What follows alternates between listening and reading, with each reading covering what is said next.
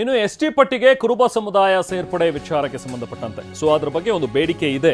ಹಲವು ವರ್ಷಗಳಿಂದ ಬೇಡಿಕೆ ಇತ್ತು, ದಾಖಲೆಗಳನ್ನು ಕೇಳಿದೀವಿ ಅಂತ ಹೇಳಿ ಬೆಂಗಳೂರಿನಲ್ಲಿ ಐಟಿ-ಬಿಟಿ ಸಚಿವ ಪ್ರಿಯಾಂಕ್ ಖರ್ಗೆ ಹೇಳಿಕೆ ಕೊಟ್ಟಿದ್ದಾರೆ. ನಾಳೆ ಕುರುಬ ಸಮುದಾಯದ ಬಗ್ಗೆ ಸಭೆ ಕರೆದಿದ್ದಾರೆ. ಕೋಲಿ ಸಮುದಾಯದ ಬಗ್ಗೆಯೂ ಕೂಡ ಸಭೆ ಮಾಡ್ತೀವಿ. ಎಲ್ಲದನ್ನೂ ಕೂಡ ಸೆಪ್ಟೆಂಬರ್ 20ರೊಳಗೆ ಎರಡೂ ಸಮುದಾಯದ ಮುಖಂಡರ ಜೊತೆಗೆ ಸಭೆ ನಡೆಸಿ ಒಂದು ತೀರ್ಮಾನಕ್ಕೆ ಬರ್ತೀವಿ. ಸಭೆ ಬಳಿಕ ಎಸ್ಟಿ ಪಟ್ಟಿಗೆ ಸೇರಿಸೋದಕ್ಕೆ ಕೇಂದ್ರಕ್ಕೆ ಶಿಫಾರಸು ಮಾಡ್ತೀವಿ. ಇದರಲ್ಲಿ ಯಾವುದೇ ರಾಜಕೀಯ ಮಾಡೋಕೆ ಹೋಗೋದಿಲ್ಲ ಅನ್ನುವಂಥದ್ದನ್ನ ಪ್ರಿಯಾಂಕ್ ಖರ್ಗೆ ಹೇಳಿದ್ದಾರೆ. ಕೋಲಿ ಸಮಾಜ ಇರ್ಬೋದು ಮತ್ತು ಕುರುಬ ಸಮಾಜದವರು ಇರ್ಬೋದು, ಬೇಡಿಕೆ ಹಲವಾರು ವರ್ಷದಿಂದ ಇದೆ. ನಮ್ಮ ಹಿಂದಿನ ಸರ್ಕಾರದಲ್ಲೂ ಕೂಡ ಇದನ್ನು ನಾವು ಕೇಂದ್ರ ಸರ್ಕಾರಕ್ಕೆ ಕಳಿಸಿದಾಗ ಸಾಕಷ್ಟು ಬಾರಿ ಹಿಂತಿರುಗಿಸಿ ಕೆಲವು ಕ್ಲಾರಿಫಿಕೇಷನ್ಸ್ ಕೇಳಿದರು. ಕ್ಲಾರಿಫಿಕೇಷನ್ಸ್ ಕೂಡ ಕೊಟ್ಟಾಗ ಕೂಡ ಇನ್ನೂ ಮಾಡಿಲ್ಲ. ಆಂಥ್ರಪಾಲಜಿ ರಿಪೋರ್ಟ್ಗಳನ್ನು ಅನುಸರಿಸಿ ಮಾಡಬೇಕು ಅಂದ್ಬಿಟ್ಟು. ಸೊ ಈಗ ಎರಡು ಮೀಟಿಂಗ್ಗಳನ್ನು ಬ್ಯಾಕ್ವರ್ಡ್ ಕ್ಲಾಸ್ ಇಲಾಖೆದವರು ಮಾಡ್ತಾ ಇದ್ದಾರೆ, ಹಿಂದುಳಿದ ವರ್ಗದ ಇಲಾಖೆದವರು ಮಾಡ್ತಾ ಇದ್ದಾರೆ. ಮೊದಲನೇದು ಕುರುಬ ಸಮಾಜದ ಕರೆದಿದ್ದಾರೆ ಅನಿಸುತ್ತೆ, ಬಹುಶಃ 14ನೇ ತಾರೀಕು ಕರೆದಿರ್ಬೋದು. ಕೋಲಿ ಸಮಾಜದವ್ರದ್ದು ನಾಳೆ ಕರೀತಾ ಇದ್ದಾರೆ. ಎರಡೂ ಸಪ್ರೇಟಾಗಿ ಕರೆದು ಮಾಡ್ತಾ ಇದ್ದಾರೆ. ಮತ್ತು ಈಗಾಗಲೇ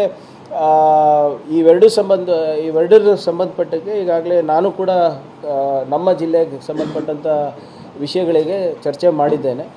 ಕೋಲಿ ಸಮಾಜಕ್ಕೆ ಏನು ಎಸ್ಟಿಗೆ ಸೇರಿಸ್ಬೇಕಂತ ಇದೆ. ಮಾನ್ಯ ತಿಪ್ಪಣ್ಣಪ್ಪ ಕಮ್ಮಕ್ನೂರು ಸಾಹೇಬರು ಕೂಡ 1-2 ವಾರದ ಹಿಂದೆ ಆ ಮೀಟಿಂಗ್ನಲ್ಲಿದ್ದರು. ಮೋಸ್ಟ್ಲಿ 19 ತಾರೀಕು ಅಥವಾ 20ನೇ ತಾರೀಕು ಆದಮೇಲೆ ಸಮಾಜದೆಲ್ಲ ಮುಖಂಡರಿಗೆ ನಾವು ಬೆಂಗಳೂರಿಗೆ ಕಳಿಸಿ ಇಲಾಖೆ ಸೆಕ್ರೆಟರಿ. ಇದು ಸಚಿವರ ಮಾತು. ನಾವು ಸಭೆ ಮಾಡ್ತೀವಿ, ಅದಾದ ನಂತರ ಶಿಫಾರಸ್ ಮಾಡ್ತೀವಿ ಅನ್ನುವಂಥದ್ದನ್ನ ನೇರ ಈಗ ಪ್ರಿಯಾಂಕ್ ಖರ್ಗೆ ಅವರು ಹೇಳ್ತಾ ಇದ್ದಾರೆ. ಆದ್ರೆ ಇದಕ್ಕೆ ಡಿ.ಕೆ. ಸುರೇಶ್ ಅವರು ವ್ಯಕ್ತಿಗತವಾದಂಥ ಹೇಳಿಕೆ ಕೊಡ್ತಾರೆ. ಎಸ್ಟಿ ಪಟ್ಟಿಗೆ ಕುರುಬ ಸಮುದಾಯ ಸೇರ್ಪಡೆಗೆ ಚಿಂತನೆ ಇರೋ ವಿಚಾರ ಇದೊಂದು ಗಾಳಿ ಸುದ್ದಿ, ಎಲ್ಲರೂ ಬೇಡಿಕೆ ಇಡ್ತಾರೆ ಅಂತ ಹೇಳಿ ರಾಮನಗರದಲ್ಲಿ ಮಾಜಿ ಸಂಸದ ಡಿ.ಕೆ. ಸುರೇಶ್ ಮಾತಾಡಿದ್ದಾರೆ. ಬೇಡಿಕೆ ಬಂದಾಗ ಸರ್ಕಾರ ಪರಿಶೀಲನೆ ಮಾಡಬೇಕು, ಸಚಿವ ಸಂಪುಟದ ಮುಂದೆ ಬೇಡಿಕೆ ಇಡಬೇಕಾಗುತ್ತೆ. ಈ ಬಗ್ಗೆ ಸರ್ಕಾರದ ಹಂತದಲ್ಲಿ ತೀರ್ಮಾನ ಆಗುತ್ತೆ ಬಿಡಿ, ಇಂತಹ ವಿಚಾರಗಳನ್ನ ಮಾತಿನಲ್ಲಿ ನಿರ್ಧರಿಸೋದಕ್ಕಾಗೋದಿಲ್ಲ ಅಂತ ಡಿ.ಕೆ. ಸುರೇಶ್ ಹೇಳಿದ್ದಾರೆ. ಎಲ್ಲವೂ ಸುಮ್ಮನೆ ಗಾಳಿ ಸುದ್ದಿಗಳು. ಆ ಗಾಳಿ ಸುದ್ದಿ ಬೇಡಿಕೆ ಎಲ್ಲರೂ ಕೂಡ ಬೇಡಿಕೆಯನ್ನು ಇಡ್ತಾರೆ. ಆದರೆ ಸರ್ಕಾರ ಪರಿಶೀಲನೆ ಮಾಡಬೇಕು ಅಂತ ಅಂದಾಗ ಸಚಿವ ಸಂಪುಟದ ಮುಂದೆ ಬರಬೇಕಾಗ್ತದೆ.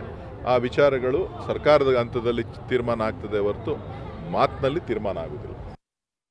ಇನ್ನು ರಾಜ್ಯ ಸರ್ಕಾರದ ಈ ಚಿಂತನೆ ಬಗ್ಗೆ ಛಲವಾದಿ ನಾರಾಯಣಸ್ವಾಮಿ ಕೂಡ ಮಾತಾಡಿದರೆ ಇದನ್ನು ಖಂಡಿಸಿದ್ದಾರೆ. ಮೀಸಲಾತಿ ಸಿಗದ ಸಮುದಾಯಕ್ಕೆ ನೀವು ಕೊಡಿ, ಎಸ್ಸಿ ಜಾತಿಗಳಿಗೆ ನ್ಯಾಯ ಕೊಡೋದಕ್ಕೆ ಸಾಧ್ಯವಾಗಿಲ್ಲ. ಈಗಾಗಲೇ ಒಳ ಮೀಸಲಾತಿ ವಿಚಾರದಲ್ಲಿ ಅನ್ಯಾಯ ಆಗಿದೆ. ಈ ಒಳ ಮೀಸಲಾತಿ ಅಸಮರ್ಪಕವಾಗಿ ಹಂಚಿಕೆಯಾಗಿ ಅನ್ಯಾಯ ಆಗಿದೆ ಅನ್ನುವಂಥ ಒಂದು ಮಾತುಗಳನ್ನು ಛಲವಾದಿ ಅವರು ಹೇಳಿದ್ದಾರೆ. ಈಗ ಪರಿಶಿಷ್ಟ ಜಾತಿ ವರ್ಗಗಳನ್ನು ಈ ಸರ್ಕಾರ ಸಂಪೂರ್ಣವಾಗಿ ನಿರ್ಲಕ್ಷ್ಯ ಮಾಡ್ತಾ ಇದೆ. ಪರಿಶಿಷ್ಟ ಜಾತಿಗಳನ್ನು ಈಗ 3 ಗುಂಪುಗಳಾಗಿ ವಿಂಗಡಿಸಿದ್ದಾಯಿತು. ಇದಕ್ಕೆ ಕೋರ್ಟಿನ ಆದೇಶವೂ ಕೂಡ ಇತ್ತು.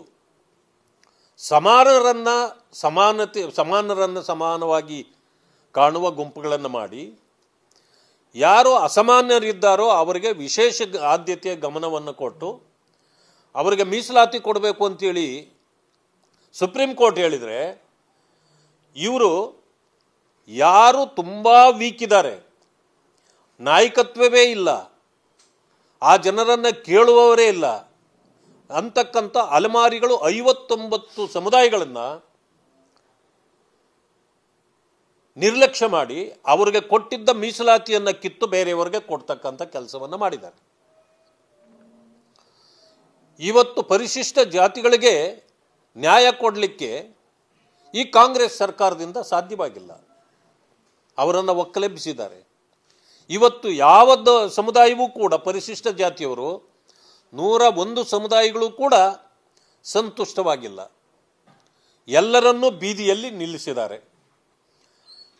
ಇಂತಹ ದುರಾಡಳಿತವನ್ನು ಮಾಡ್ತಕ್ಕಂಥ ಕಾಂಗ್ರೆಸ್ ಪಕ್ಷದ ಈ ಸರ್ಕಾರ ಈಗ ಮತ್ತೊಂದು ಅವಾಂತರಕ್ಕೆ ಕೈ ಹಾಕಿದೆ. ಈಗ ಹೇಳಿ ಸಿದ್ದರಾಮಯ್ಯನವರು ಜಾತಿವಾದಿ ಅಲ್ವಾ ಅಂತ. ನಾನು ಜಾತ್ಯತೀತ ಅಂತ ಹೇಳ್ತಕ್ಕಂಥ ಸಿದ್ದರಾಮಯ್ಯನವರು ತನ್ನ ಜಾತಿಗಾಗಿಯೇ ಹೋರಾಟ ಮಾಡ್ತಿದ್ದಾರೆ ಮೌನವಾಗಿ, ಯಾರ್ಯಾರನ್ನ ಎಲ್ಲಿ ಸೇರಿಸಬೇಕು ಅಂತ. ನೋಡಿ, ಆ ಜಾತಿಯಲ್ಲೂ ಬಡವರಿದ್ದರೆ ಅವ್ರಿಗೆ ಅನುಕೂಲ ಮಾಡಿಕೊಟ್ರೆ ತಪ್ಪಿಲ್ಲ.